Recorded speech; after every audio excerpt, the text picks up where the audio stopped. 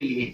और मैं तो कहता हूँ पंडित के यहाँ तो खाली झूठा। अगर बेटी बेटा शादी करना हो आपको, थोड़ा सा जो मौसम विज्ञान के वैज्ञानिक हैं, मौसम विभाग, उससे पूछ लीजिए, नेट पर देख लीजिए, यूट्यूब पर देख लीजिए, सर्च कर लीजिए गूगल पर, या कोई वैज्ञानिक से पता कर लीजिए कि पानी कब होगी, पानी कब होगा, आंधी कब आएगी, तूफान कब आएगा। अभी देखिए ये पानी का मौसम था, कितने आलू की खेती बर्बाद हो गया।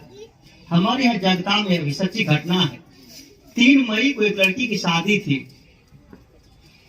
3 मई को लड़की की शादी थी, उसका मटकोर हो चुका है, मटकोर हो चुका है, टेंट लग चुका है, और जो रात में बासी जो रसगुल्ला एक दिन पहले बनता है वो मिठाई बन चुकी।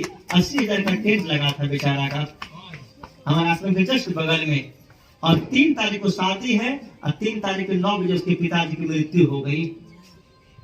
पंडित ने तो सोधा था लगन बढ़िया से। अब जब यही बात कबीरपंथी लोग कहते कबीरपंथी कुछ मानवे नहीं करते हैं। आखिर जब सोधा था, दिन बढ़िया बताया, दिन हुआ उसके लिए बढ़िया। मुझे बताइए, बढ़िया दिन हुआ, बेटी शादी हुई नहीं हुई ना। इसलिए जिस दिन आपके पैकेट में पैसा हो, जो दिन बढ़िया हो, कबीर साहब ने कहा है, गुरु वशिष्ठ से पंडित ज्ञानी शोध के लगन धरी, गुरु वशिष्ठ से पंडित ज्ञानी शोध के लगन धरी, सीता हरण मरण दशरथ रावण वन में विपत पड़ी, कर्म गति कार्य नाही करी। गुरु वशिष्ठ पंडित ज्ञानी, वो भी एक दिन सीता पर संचलन के नहा, सीता का एक पल भी बेटा बढ़िया से समझ बीता। जो कर्म का अकाट नियम है, क्यों? कर्म गलत हो गया सीता का। क्या हो गया? बचपन की अवस्था में सीता फुलवाड़ी में खेल रही थी सखियों के साथ में। आप लोग गीत में सुने होंगे, सरदार सिन्हा ने गाया है, सखी फुल्लोड़े चलो फुलवड़िया, सीता के संग सहेलिया। तो वहां पर एक सुगा को पकड़ करके, मादा सुगा सुगनी थी, उसको पकड़ करके पिंजरा में बंद कर दिया। आज भी बहुत लोग पिंजरा में पड़ोकी को, सुगा को बंद करके रखते हैं। जब वो सुगनी गर्भवती, उसमें गर्भवती अवस्था में थी, सुगनी ने निवेदन किया सीता से, सीते मुझे बाहर कर दो, मैं अपने समाज में जाऊंगी, मैं अपने बच्चा को पैदा, अंडा दूंगी, बच्चा पैदा करूंगी, मेरे परिवार के लोग होंगे देखने वाले, तो मुझे निकाल दो यहाँ से। सीता को मोह हो गया, देखने में सुंदर लग रहा था, सीता ने उसको नहीं निकाला। उसी में तरह तरह करके पीड़ा साथ सुगनी ने बच्चा पैदा किया। और सुगनी ने कहा, ए सीता, तुम्हें श्राप देती हूं मैं, जिस प्रकार आज तूने मुझे अपने परिवार के वियोग में बच्चे जन्म को मजबूर किया, याद रखना जब तुम्हारा बच्चा पैदा होगा, तुम्हारे लिए खानदान के नहरा सोचना कोई देखने वाला तुमको नहीं होगा। सोचिए थोड़ा सा, सीता जैसी नारी जो जगत जननी मानी जाती है, लक्ष्मी की अवतार मानी जाती है, मर्यादा पुरुषोत्तम भगवान राम की पत्नी थी, वैसे ही राज महाराज जनक की बेटी थी, चक्रवर्ती सम्राट महाराज दशरथ की पुतोह थी। सच की झूठ? जब उनका बच्चा लव कुश का जन्म हो रहा था, नहरा सोचना कोई था देखने वाला। जो कर्म का फल अकाट नियम होता है, कभी बढ़ता नहीं है वो। इसीलिए हम किसके लिए पाप करें? तो वो राजा पूछता है महात्मा जी से, उसमें 3 प्रश्न आता है। क्या प्रश्न आता है उसके मन में? कौन सा समय सबसे अच्छा है, और किसके पास हमें बैठना चाहिए, किनसे हमारी संगति अच्छी रहनी चाहिए, और कौन सा कर्तव्य अच्छा है। ये 3 प्रश्न उसके मन में आए। तो अपने मंत्रियों के पास रखा। तो कोई मंत्री कहे, महाराज सबसे अच्छा समय होता है जब मेला लगता है, जब मनोरंजन होता है, वो समय अच्छा होता है। कोई कहे, नहीं महाराज वो समय अच्छा नहीं होता है। कोई कहे, महाराज अच्छा कर्तव्य है, अच्छा कर्म, जब भात दाल पूरी सब्जी खीर पूरी पकौड़ी खाते हैं तो वो समय अच्छा है। कोई कहे महाराज ये समय अच्छा है, कोई कहे महाराज वो समय अच्छा है। राजा को संतुष्टि नहीं मिली। तभी पता चला कि उसके राज्य में एक कुटी है, और कुटी में एक साधु रहता है। साधु अपने जीवन में मस्त मगन रहता है। किसी ने कहा तुम उसके पास चल, तुमको समाधान मिल जाएगा। राजा क्या करता, चले जाओ साधु के कुटी पर। साधु उस समय क्या कर रहा था, अपने खेत को तैयार कर रहा था, कुदाली से कोड़ रहा था। तो वो कुदाली में चला रहा था, अनवर चला रहा था, बीच में थक जाता था तो कुदाली रख देता था, पेड़ के नीचे बैठ करके थोड़ा देर वो सुस्ता लेता था, आराम कर लेता था, और फिर कुदाली पकड़ कुदाली चलाना शुरू कर देता था। फिर हाथ थक जाता था, हाथी ले लेता थोड़ा सा, फिर कुदाली चलाना शुरू कर देता था। राजा वहां पर गए, कुछ देर देखा, वो कुछ पूछा, महाराज मेरे मन में 3 प्रश्न हैं, और मैं तीनों प्रश्नों का जवाब चाहता हूं आपसे। साधु ने कहा बैठ जा, बैठ जा, मैं जवाब दूंगा। तो वो फिर पूछे महाराज मुझे प्रश्न का जवाब दीजिए। कहा मुझे काम करने दे, तब फिर मैं बताता हूं तुमको। इतनी में राजा को दया आ गई कि महाराज जो है ना ये साधु थक जाते, वो थक गए, बैठ गए। तो राजा उसकी कुल्हाड़ी ले लिया, कुदाली ले लिया और खेत कोड़ने लगा। अब राजा जब कुदाली से खेत कोड़ने लगा, साधु बैठ गया। साधु का अब ला मुझे दे दो। कहा नहीं महाराज आप थक गए, मुझे कोड़ने दीजिए।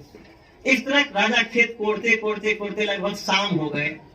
शाम हो गए तो देखते क्या है कि अब जो है शाम का समय हो गया था। हमारा आपको नहीं बताना है, मत बताइए, आपका खेत भी हम कोड़ दिए हैं, अब हम जा रहे हैं, हमको जाने दीजिए, अब मुझे जाना है, मुझे आप जाने दीजिए।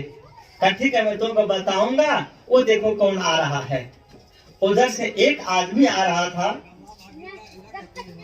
उसके हाथ में लहू लोहान, पेट पर हाथ दिए हुए, अपना हाथ पेट पर रखे हुए, और लहू लोहान उसके पेट से खून भी गिर रहा था, हाँफते हुए गिरते पड़ते आ रहा था। जब राजा के पास में आया तो वो आदमी तब तक में गिर कर बेहोश हो गया। साधु और राजा ने मिल करके, हाँ एक बात में बीच में भूल गया, राजा जब आ रहा था साधु के पास, तो राजा जब चलता है सभी आते हैं मंत्री विधायक, उसके बॉडीगार्ड होते हैं ना, अंगरक्षक कहते हैं उसको। तो राजा के साथ में जब आते साधु के पास, तो अंगरक्षक था। तो राजा ने कहा कि सारे अंगरक्षक से जैसे कुछ दूर में रह गया, तुम लोग यहीं रुको, मैं साधु के पास जाता हूँ। साधु के पास लोग अकेले जाते हैं, आप लोग देखते होंगे टीवी वगैरह में भी, या कहीं सत्संग स्थल पर भी गए होंगे, बड़े बड़े साधु महात्मा जो रहते हैं, चाहे विधायक और सांसद, उसका जितना भी बॉडीगार्ड रहता है ना, वो सब नीचे ही रहता है, और वो जाते हैं साधु संत को प्रणाम करके चले आते हैं, वापस आ जाते हैं। तो अंगरक्षक को रास्ते में रोक दिया था। वहां पहुंचे साधु के पास में, तो वह जो गिरता पड़ता झुकता वो घायल व्यक्ति आया। राजा ने क्या किया, उनके मरहम पट्टी किया, साधु राजा मिलकर के सेवा किया, और बड़ी रात भर उसका सेवा करता रहा। जब उसको होश आया तो देखता है राजा उसकी सेवा में लगा हुआ है, राजा की सेवा में लगा हुआ है। और तो राजा उससे पूछता है तुम कौन हो, कहां से आए हो। कहा मत पूछिए महाराज मैं कौन हूं। कहा आप कौन हो बताओ तो मुझे। कहा देखिए महाराज मैं आपका शत्रु हूं, आपने मेरे भाई को प्राण दंड दिया था, किसी गलती कारण से आपने मेरे भाई को प्राण दंड दिया था। मेरे भाई की मृत्यु के बाद मैं आपका सबसे बड़ा शत्रु बन गया था, मैं आपकी खोज में था कब आप, और आज मुझे पता चला आज साधु से अकेले मिलने जा रहे हैं। तो मैं योजना बना करके कि आज जब साधु साहब अकेले मिलने जा रहे हैं, मैं योजना बना आज आपकी मैं हत्या कर दूंगा। मैं आपकी हत्या करने के लिए आया था। ये रास्ते में आपके अंगरक्षक ने मुझे देखा, मुझे पहचान गया, और उन्होंने मुझे घायल कर दिया, उन्होंने मारा मुझे, और मैं किस तरह से यहाँ साधु के पास भाग करके आया। लेकिन आपने मुझे इतनी सेवा की महाराज, अब मैं आपका दुश्मन है, आपका मित्र हो गया। राजा ने कहा मैं तुम्हें माफ कर दिया हूं, मैंने तुझे माफ कर दिया, और तुम्हारे मन में मित्रता की भावना आ गई, और तुम्हारे भाई को जो मारा था, जो राज मैंने ले लिया था, वो सब मैं तुम्हें वापस कर देता हूं। उसके बाद वो वहां से जो घायल व्यक्ति चला गया।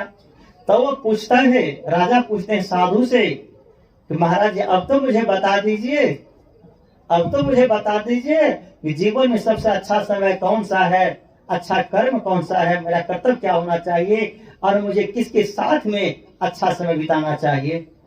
साधु ने कहा अभी तुम्हें समझाने कुछ बाकी रहा क्या, मतलब जो बीत गया वो मुर्दा है। जब तुम मेरे पास में आया था, मैं उस समय खेत को कोड़ रहा था, तुमने मेरा कुदाली ले लिया, वर्तमान तुम्हारे हाथ में था। अगर तुम मेरा कुदाली नहीं लेता, तुम मेरा खेत नहीं कोड़ता, मैं उसी समय तुमको बता देता, जवाब दे देता, और तुम चला जाता, ये व्यक्ति तुम्हारा हत्या कर देता, ये व्यक्ति हत्या कर देता, बदले में इसको भी फांसी हो जाती, हुई पकड़ा जाता। इसलिए सबसे अच्छा समय वो था जब तुम खेत कोड़ रहे थे कुदाली से। वर्तमान में जो तुम सबसे बढ़िया समय तुम्हारे लिए क्या था, जब तुम राजा होते हुए भी कुदाली ही तुम खेत कोड़ रहा था, वो तुम्हारा समय सबसे अच्छा था। तुम्हारी आत्म संगति कौन सा था तुम्हारा, तुम मेरे पास में आए, तुम मेरे साथ में आए, और इसका तुमने सेवा किया, दूसरा किया, ये तुम्हारा दुश्मन होते हुए भी तुमने सेवा किया, सेवा की भावना, तुमने सच्चाई बता दिया, तुम्हें तुम्हारा शत्रु था उसके मन की शत्रुता मिट गई। ये सेवा जो तुमने कर रहा वर्तमान के साथ में, ये तुम्हारा कर्तव्य सबसे अच्छा कर्तव्य, सबसे बड़ा कर्तव्य है। कर्तव्य खोजा नहीं जाता है, जिस जगह पर जो मिल जाए, और यही समय तुम्हारा सबसे अच्छा है। और मेरे साथ में रहा, यही सानिध्य तुम्हारा सबसे अच्छा सानिध्य। अगर तुम साधु के साथ में नहीं आता, इसलिए कभी साहब ने कहा संगत कीजिए साधु के हरे और